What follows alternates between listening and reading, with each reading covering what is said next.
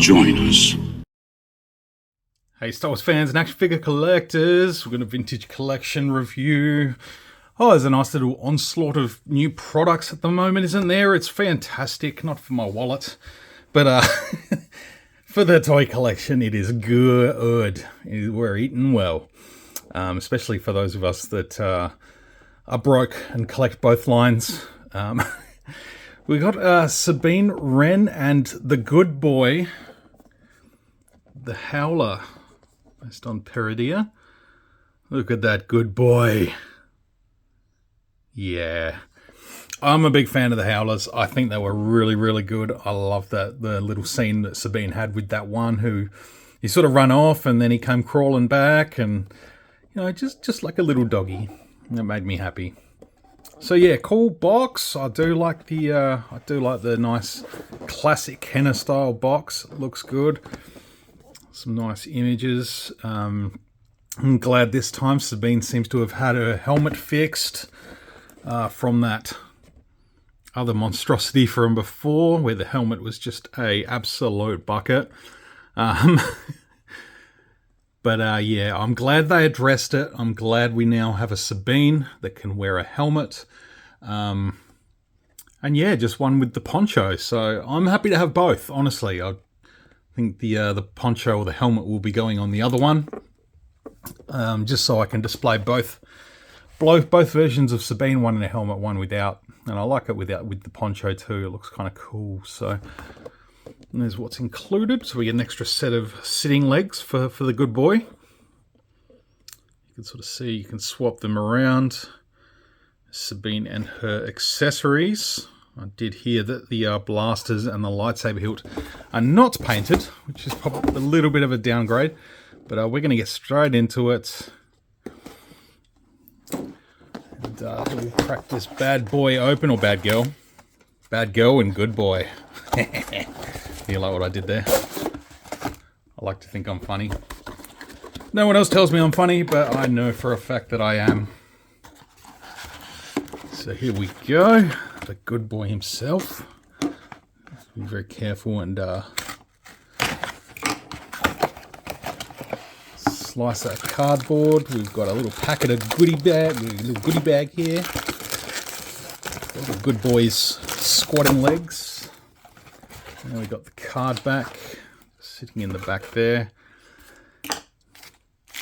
Now I don't know about you guys, but did you really need the gigantic card back?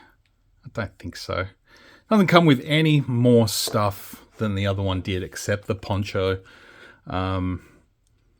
Yeah, doesn't need to be on a big deluxe size cardboard card back, because it's not a deluxe figure whatsoever. Particularly when you're not painting the accessories, which I can confirm here, because the blasters are meant to have, you know, one, you can see it on the card there, it's yellow, and the other one's got blue highlights on it. Even the lightsaber hilt and the lightsaber itself don't have any extra paint details, and you know, for the most point, it's a it's a completely reused figure. So aside from the helmet, which is the updated part, thankfully, thank you Hasbro, appreciate that. But yeah, it didn't need to go on a big card, so that's going to be a bummer for the carded collectors. That said, she is VC352. It's a nice looking card back. I would have preferred if this boy made it on there. Look at him. All right, we'll have a look at him in a minute. We'll get a look at the Howler first, and then we'll punch open Sabine and sort of see what that's all about. So I'm just going to get the extra legs out of the bag. So there we have the legs. So there's his... Yeah, you just sort of see there a little bit of a ball joint, ball and socket thing. A bit of a softer plastic, which is cool. But yeah, I want to have this guy in action, man. Like, come on.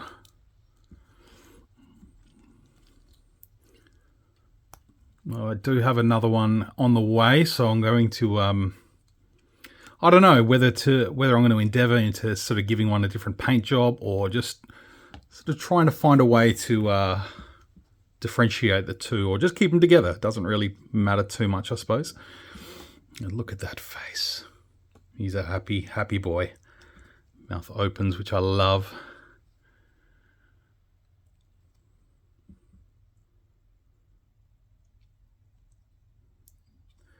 I wish the tongue could come out. I reckon that'd be cool.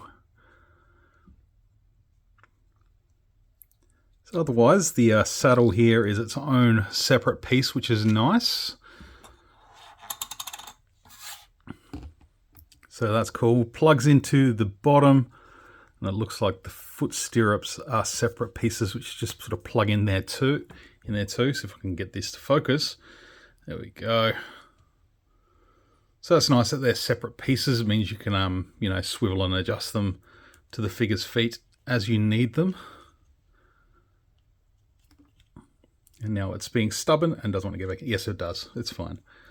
So it's cool. I like the... let's see if I can lock in that focus. There we go. So I like all the little bits and pieces. Individually sculpted parts. It's not just all painted on. Or parts of it are. The rucksack on the back there. These two pouches. But yeah, that looks pretty good. You can see the big hole on his back. Put that back on.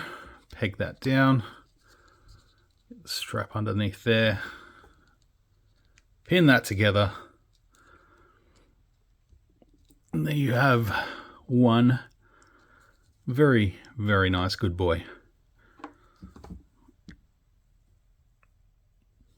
So got a good range of articulation as well, as I sort of showed before. The mouth opens.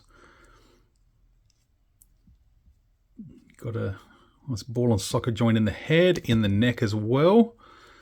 So you can get that head right up.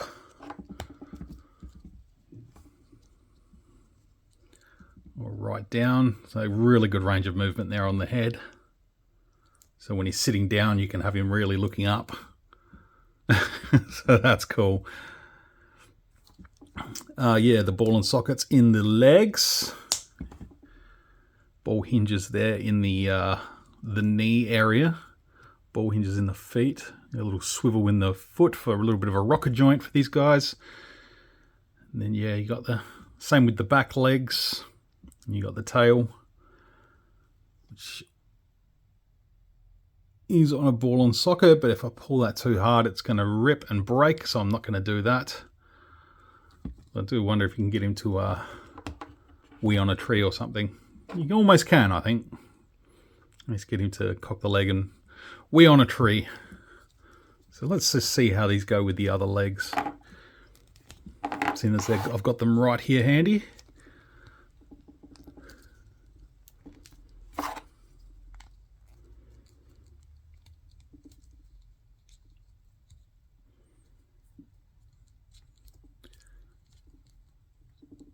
There we go.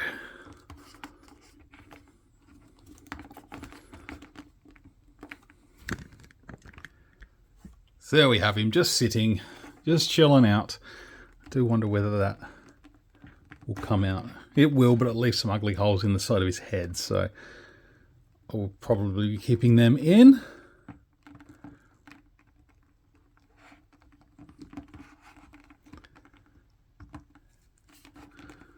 That's cool, actually. I do like him in the seated position like that.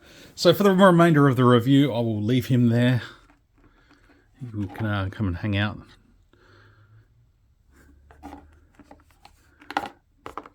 Good display options for if you've got a couple of them on your shelf. You know, the tail can come to the side. You can have the tail up.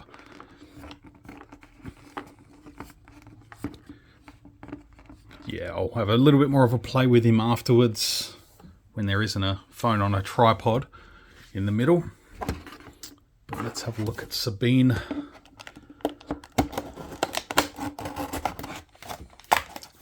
I still do like to keep the cards. Most of the time I will just rip them off, but if my knife is handy, then I'll use it. So yeah, let's get the weapons out. I'm not going to go too much into all these. I will post a link to the original Sabine review if you care to check out any sort of differences, and if any. And these mainly just extra paint detail on the weapons. You know what? I'm here. We'll go through them quickly. So we've got the lightsaber hilt there. You know, it's got a peg, which should peg onto the belt in front there. We have the lit blade, which is fine. You know, probably doesn't need any paint detail, as if you're just going to have it in our hands. For the sake of this figure, there will be holstered. But yeah, the blaster's unpainted, which is just a little bit slack, honestly. If you're going to put it on a deluxe card, at least give it some extra love. But they will fit nicely in a holster.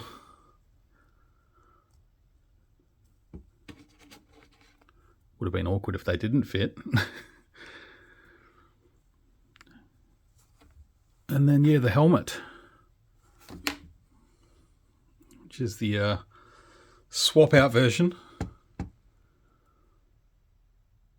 Rangefinder does move. Got the peg in there.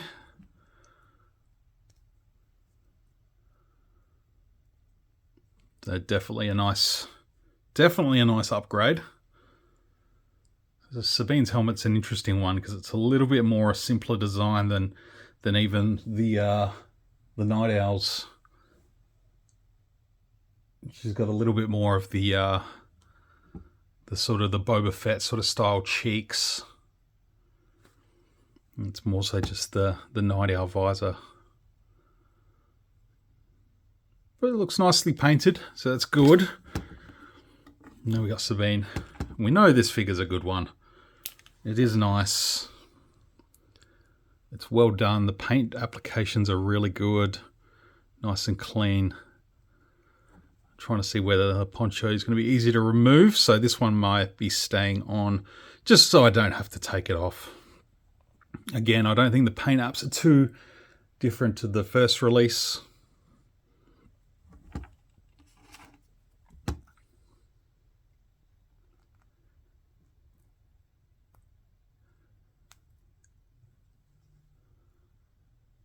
The head sculpt's nice, looks good.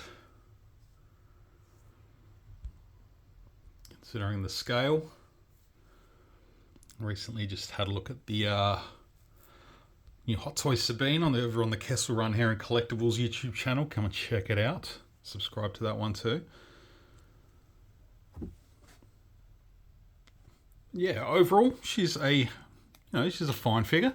Let's try the head swap, shall we? Just while we're here. I'll swap it back over in a moment, but yeah, that's much nicer, much better scaled. Because that other thing was, yeah, shocking. I'm going to put it in the bin. I'll pass on the articulation. I think you all know what the articulation is on this figure. It's all pretty standard. Let's see if we can get her to sit up on the haunches of the good boy. There we go. It actually sits on there really nicely. Let's see how the stirrups work.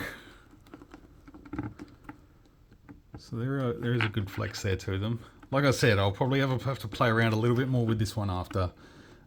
It is hard with a camera and a tripod in between. But that's all good.